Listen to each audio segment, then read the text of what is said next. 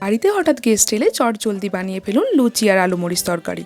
প্রথমে একটা পাত্রে আমি ময়দা নিলাম, তারপর দিলাম একটু নুন, একটু চিনি, কালো জিরে, সাদা তেল ময়ানের জন্য, তারপর একটু দুধ আর জল দিয়ে এটাকে মাখিয়ে নিলাম। মাখানোর শেষে একটু সাদা তেল দিয়ে একটুক্ষণের জন্য এটাকে রেখে দিলাম। তারপর লেচি কেটে লই বানিয়ে রেখে দিলাম।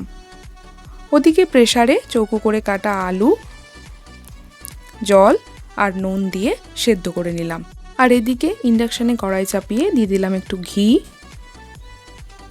কালো জিরে, কাঁচা লঙ্কা, সেটাকে নাড়াচাড়া করে সেদ্ধ আলুটা দিয়ে দিলাম। একটু সামান্য হলুদ দিলাম, শেষে গোলমরিচ দিয়ে নামিয়ে নিলাম। তারপর লুচিগুলোকে বেলে নিয়ে কড়াইয়ে সাদা তেল গরম হলে ছেঁকে নিলাম।